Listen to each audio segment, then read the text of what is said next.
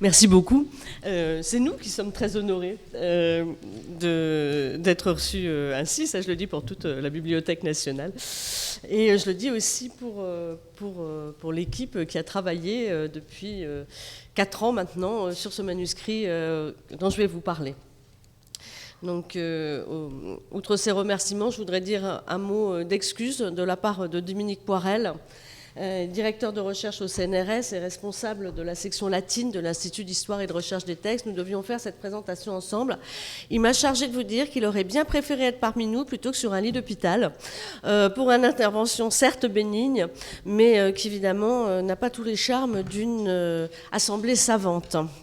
Donc je vais parler seule aujourd'hui, mais je me réjouis que la présence de François Bougard, directeur de l'Institut d'histoire et de la recherche des textes, nous permette quand même de manifester l'importance de ce compagnonnage étroit qu'il y a entre nos institutions et qui est extrêmement important pour nous et qui s'est traduit merveilleusement dans ce travail que nous avons mené sur ce manuscrit franciscain. Si je parle seule, je parle au nom d'une équipe. Et nombre de choses que je vais vous dire maintenant sera faite en reprenant les mots mêmes des uns et des autres. Donc il y a un an de cela, en septembre 2017, se tenait à Paris un colloque entièrement consacré à un manuscrit franciscain du XIIIe siècle, acquis peu de temps auparavant, comme vous le disiez, Philippe Hoffmann, par la Bibliothèque nationale, et qui était organisé par la Bibliothèque et par l'Institut d'histoire et de recherche des textes. Le LABEX, Aztec, avait bien voulu contribuer à son financement, et nous lui en disons aujourd'hui toutes nos gratitudes, considérant que les travaux ainsi menés par des chercheurs d'horizons variés s'inscrivaient tout à fait dans un sujet qui est donc cher à Aztec, la constitution et la transmission des savoirs, ici appliqués à un moment clé de l'élaboration de la spiritualité franciscaine. Pour rendre compte de ce colloque, nous avons choisi de composer cette intervention comme la réponse à 4 questions. 1. Comment a été découvert ce manuscrit ? 2. Pourquoi la vie de saint François d'Assise, qui en occupe la partie centrale, est-elle aussi importante ? 3. Dans quel esprit avons-nous organisé ce colloque ? Et 4. Quels sont les fruits que nous retirons de ce colloque ? Je pense qu'il faut que je le lève un peu. Non, c'est bon ? Ça va ? Alors, première question, comment a été découvert ce manuscrit ? En septembre 2014, la galerie Les Enluminures, qui est établie à Paris et à New York, publiait un petit catalogue, comme elle en a l'habitude, réunissant une vingtaine à peu près de manuscrits qu'elle proposait à la vente. L'un d'entre eux a immédiatement attiré l'attention de quelques spécialistes. Il était d'apparence fort modeste et de petite dimension. C'est un libricino, comme disaient amicalement nos collègues italiens. Le libricino, là, le voilà, il est ici reproduit dans sa dimension, il est à dimension, 12 cm sur 8. Vous voyez, un tout petit format. J'ai même pris un petit carnet qui a exactement la même taille. Et en fait, il est plus épais puisqu'il fait 122 folios en parchemin, alors qu'ici, vous avez 60 en papier. Mais pour dire, un tout petit module. Il faisait l'objet d'une notice remarquablement rédigée par la bibliographe Laura Light, qui signalait que ce recueil de textes divers contenait une vie de saint François et indiquait, en s'appuyant sur les travaux de Jacques Dallarin, éminent spécialiste des études franciscaines, qu'aucun témoin de cette vie ne nous avait été encore transmis, ou en tout cas n'avait été repéré. La qualité même de cette notice et les reproductions figurant dans le catalogue montraient d'une part qu'une étude détaillée était nécessaire, et d'autre part que cette étude serait longue à mener. C'est dans cet esprit que la Bibliothèque nationale a décidé d'acquérir ce manuscrit et entré dans les collections du département des manuscrits. Le 12 décembre 2014, il a reçu la cote Nouvelle acquisition latine 3245, NAL 3245, c'est son petit nom maintenant chez nous. Il a été numérisé, il est consultable en ligne depuis 2015 sur Gallica, la bibliothèque numérique de la Bibliothèque nationale de France, qui est actuellement, je dirais par prudence, une des plus importantes bibliothèques numériques de manuscrits médiévaux accessibles en ligne. Alors, deuxième question, pourquoi cette vie de Saint François est-elle si importante ? Jacques Dallarin s'est immédiatement attelé, avec l'énergie et l'enthousiasme que nous le connaissons, à l'étude de la vie de Saint François qui est transcrite au milieu de ce volume. Elle occupe une quinzaine de folios, folios 69 à 84. Tout l'enjeu était d'établir la place de ce texte parmi les nombreuses vités écrites au XIIIe siècle. Dès 1228, 2 ans après sa mort, à peine, François est mort le 4 octobre 1226 à Assise, la portion cul. Donc à peine 2 ans après sa mort, François d'Assise est canonisé par le pape Grégoire IX, qui demanda, comme c'était l'usage, que soit écrite une vie du nouveau saint, relatant à la fois les épisodes marquants de son existence, célébrant ses vertus, et relatant les miracles accomplis par lui ou obtenus grâce à son intercession. Le premier biographe de François, c'est Thomas d'Acelano, qui rédigea la Vita Prima, donc la première vie en 1228, et à qui on doit une deuxième Vita, qui, elle, date de 1246-1247. 1228, 1246, 1247. Et Jacques Dallarin a brillamment démontré que la vie découverte dans notre petit recueil était elle aussi l'œuvre de Thomas d'Acelano, à qui Frère Élie, alors ministre général de l'ordre franciscain, fonction qu'il a occupée 2 fois, de 1221 à 1227, puis de 1232 à 1239. Donc Frère Élie lui avait demandé une vie plus courte que la Vita Prima et complétée par rapport à la première rédaction des miracles survenus depuis la première vie. Donc, un des éléments essentiels pour cette identification, outre, après tout un travail de collation comparée des différentes vités que l'on connaît, a été le texte qui figure au début de cette vita. Ce sera la seule lecture que je fais, mais celle-ci, elle est importante à nos yeux, puisque je vous la donne en traduction française. Ici commence la lettre sur la vie du bienheureux François. Au vénérable et révérend frère Élie, ministre général des frères mineurs. La vie de notre très glorieux père François, que, sur l'ordre du Seigneur pape Grégoire, met sur tes instructions, sur l'ordre, sur tes instructions. J'ai jadis composé, donc la vie de 1228, il y a un moment déjà, dans un ouvrage plus prolixe, à cause de ceux qui peut-être à juste titre lui reprochent son abondance, sur ta prescription, je l'ai maintenant réduite à un plus bref opuscule, et j'ai pris soin d'écrire en un discours succinct et en abrégé les seuls points essentiels et utiles, en omettant davantage. Donc là, on m'avait cette datation du manuscrit. Ce n'est pas le sujet essentiel de ce que je veux vous dire, mais quand même un mot sur ce qu'apporte cette version. Ce qui nous a frappé, c'est qu'elle insiste sur la place éminente faite à la pauvreté dans la pensée spirituelle de François. Ça, c'est pas une découverte, ça c'est vrai. Mais la façon dont on narre certains exemples en donne une approche encore affinée.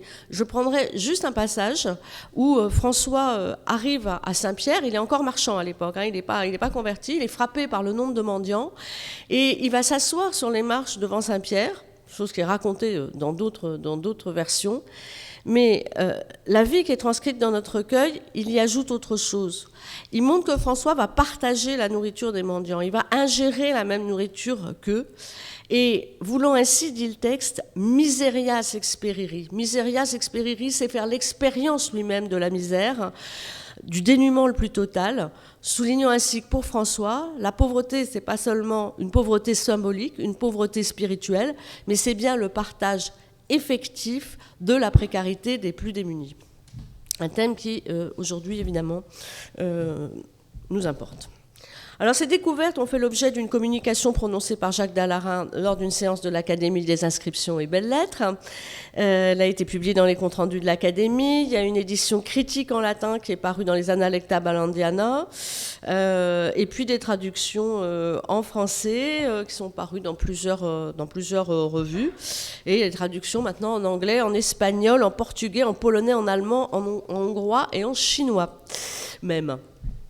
Et d'autre part, le retentissement de ces travaux a dépassé le seul cercle savant. On a une pleine page dans le supplément culture du Monde, ce qui pour les manuscrits médiévaux est rare, donc nous nous en sommes réjouis. C'est grâce à l'amicale complicité de Patrick Boucheron. Et il y a même eu un documentaire de 35 minutes qui est diffusé sur YouTube par la chaîne TV 2000. Je sais l'importance que nous attachons tous maintenant à nos travaux, à la façon dont nos travaux sont diffusés largement. C'est pour ça que je tenais à le souligner. Alors, troisième question. Dans quel esprit a été organisé le colloque de 2017 ? Tandis que se consolidait l'étude de la Vita et que s'affirmait l'importance de la découverte de ce texte, apparaissait toujours davantage, au fil des mois, l'intérêt de mieux situer cette vie dans l'ensemble du recueil, pour en assurer la datation et pour mieux situer le contexte spirituel et intellectuel dans lequel elle s'était diffusée. Et voilà, en 2 interventions, on prononce 2 fois le terme contexte, qui là aussi, je pense, va être un leitmotiv de nos travaux aujourd'hui. Donc les textes réunis autour de la Vita, dont je vous ai dit qu'elle n'occupait qu'une quinzaine des 122 folios, étaient si divers qu'il était indispensable de solliciter les avis et de faire dialoguer des spécialistes d'horizons différents, français comme étrangers. Et vous avez là tout l'enjeu du colloque de 2017. Mais pour nous assurer d'un dialogue fructueux, il fallait au préalable surmonter un obstacle évident. Vous pouvez peut-être déjà entrevoir avec ces reproductions qui apparaissent sur l'écran. Alors pour quel obstacle ? Les efforts, l'aisance paléographique et le temps nécessaire pour déchiffrer l'écriture de ce manuscrit de plusieurs mains, dense, certes une écriture claire, mais toujours de fort petits modules, et portée sur un parchemin de piètre qualité, humidum, crassum, pilosum, diraient les scribes de l'époque, qui présentent même parfois des lacunes, comme vous le voyez sur les 2 fragments, les 2 folios qui sont présentés, et des profondes échancrures sur les bords. Donc le parti qui a été pris, c'est de confier à un petit groupe restreint le soin de réaliser une première transcription de l'ensemble de ces textes, de ces 122 folios, afin de permettre ensuite de réunir les avis d'un cercle plus large. C'était un gros investissement en temps, mais vraiment, on ne regrette pas cette méthode. Je pense que c'était indispensable d'en passer par là. Alors, cette équipe réunissait pour l'Institut de recherche et d'histoire des textes Jacques Dallarin, Nicole Berrioux, Dominique Poirel et Dominique Muserel. Et pour le département des manuscrits, Amandine Postek, qui est conservateur au département, et moi-même. Nous avons également bénéficié de l'amical concours de Marjorie Burkhardt du SIAM. Les 23 orateurs qui ont successivement pris la parole lors du colloque ont ainsi pu disposer des transcriptions nécessaires dès l'automne 2016, soit 1 an pour étudier et échanger avant le colloque. J'espère que vous êtes convaincus que c'est une préparation très sérieuse. Alors, cette rencontre, elle présentait au moins 3 singularités relatives à son objet, à sa méthode et à son esprit. Les interventions au colloque ont alterné entre, d'une part, l'étude interne approfondie du volume et des textes qu'il contient, et d'autre part, leur mise en contexte. Ces textes sont des écrits franciscains, des textes de l'écriture, des florilèges, des écrits prophétiques, des sermons. La méthode, elle, deuxième point, était résolument interdisciplinaire, conjuguant l'histoire des techniques, la codicologie, la paléographie, la linguistique historique, l'histoire des textes, l'histoire des institutions. Et troisième point, l'esprit était celui de l'atelier, avec la volonté d'explorer le plus de pistes possibles, de lancer un foisonnement d'hypothèses, de mettre à l'épreuve de la critique tous les résultats et de pratiquer un dialogue constant avec l'ensemble des participants, qu'ils soient orateurs ou non. Alors, quatrième et dernière question, quels fruits retirons-nous de ce colloque ? Étant donné la méthode que nous avons choisie, il serait bien prématuré d'exposer aujourd'hui des résultats définitifs. Je voudrais plutôt parler de quelques acquis. Le premier acquis, c'est la convergence, enfin de 3 acquis même, pour que ce soit clair. Le premier acquis, c'est la convergence de toutes les approches pour la datation et la provenance. Analyse physique, analyse chimique, étude de la reliure, codicologie, paléographie, linguistique, contenu textuel. Le manuscrit NAL 3245 date du 2e tiers du 13e et provient d'Italie centrale. C'est pas ça qui en fait la démonstration, mais pour nous, c'est toujours important de le vérifier en croisant toutes les techniques possibles. Deuxième acquis, ce manuscrit est une œuvre collective. Une dizaine de mains environ ont contribué à la copie des textes. S'il est maintenant établi que ce manuscrit a bien été élaboré en Italie, il est aussi évident que l'équipe itinérante de frères mineurs qui l'a réalisé, ou tel de ses membres, est passée par Paris. On en trouve des traces, notamment dans la rapportation d'un sermon ou dans des affleurements linguistiques. Troisième acquis, il est possible maintenant de percevoir une structure dans cette juxtaposition de textes qui nous avait laissé un peu désemparés au début. Et on voit un manuscrit qui s'ordonnance autour d'un chœur d'écrits franciscains, c'est ce que j'ai mis dans le panneau du milieu, et qui est précédé d'une première partie pour l'essentiel constituée d'extraits des pères, Augustin, Jérôme, Grégoire, et d'auteurs du XIIe siècle, parmi lesquels Bernard de Clairvaux occupe une place essentielle. Et la troisième partie, donc après les écrits franciscains, réunit une part importante, pour une part importante des textes bibliques, mais aussi les textes bibliques, il y a l'intégralité du livre de Job quand même, le livre de Zacharie pour la prophétie sur les souffrances qui précèdent la victoire, une partie de l'évangile de Matthieu, un extrait des Actes des Apôtres sur les tribulations des temps à venir, et on y trouve également l'Apocalypse du pseudo-méthode, texte pour lequel nous avons bénéficié du luminaire d'un excellent spécialiste, Robert Lerner. Cette troisième partie, nous l'analysons comme un ensemble de textes à orientation eschatologique, soulignant les épreuves à traverser avant le triomphe final, qui s'expriment alors avec force dans certains courants de la spiritualité franciscaine de l'époque. Ce recueil illustre donc les différentes techniques de travail, la copie des textes dans différentes bibliothèques, la réportation de sermons, la note de cours et l'utilisation des florilèges. Donc ça, ce sont la construction des savoirs. Nous considérons donc que ce manuscrit était probablement une bibliothèque portative d'un petit groupe de frères, ce qu'on pourrait appeler une trousse à ouvrages, à usage tantôt individuel, tantôt collectif, alimentant aussi bien la méditation personnelle que la réflexion de la fraternité, ainsi que la célébration du saint fondateur ou l'action pastorale auprès des différents auditoires rencontrés par les frères. Ce manuscrit, si simple, si modeste, serait donc la manifestation des efforts d'une petite communauté pour adapter le besoin d'ancrer la spiritualité dans les Écritures aux exigences d'une vie itinérante et mendiante qui est celle des premières communautés franciscaines. Il me reste 1 minute, je pense. Un mot pour terminer sur les suites qui seront données à ces journées.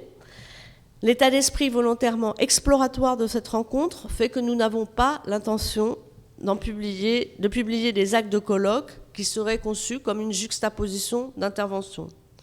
Nous continuons à travailler ensemble et nous avons préféré prendre le parti d'une publication collective, alliant d'une part un livre imprimé et d'autre part une édition électronique de l'ensemble des textes contenus dans ce manuscrit. Nous nous sommes donné 2 ans pour produire ce diptyque, si vous m'autorisez l'expression. Synthétisant les apports de tous les spécialistes qui continuent à unir leurs réflexions autour de l'étude de ce manuscrit, cette publication devrait illustrer, une fois encore et pour notre plus grand bonheur, le bon principe selon lequel la totalité dépasse toujours la somme des parties dont elle est formée. Je vous remercie.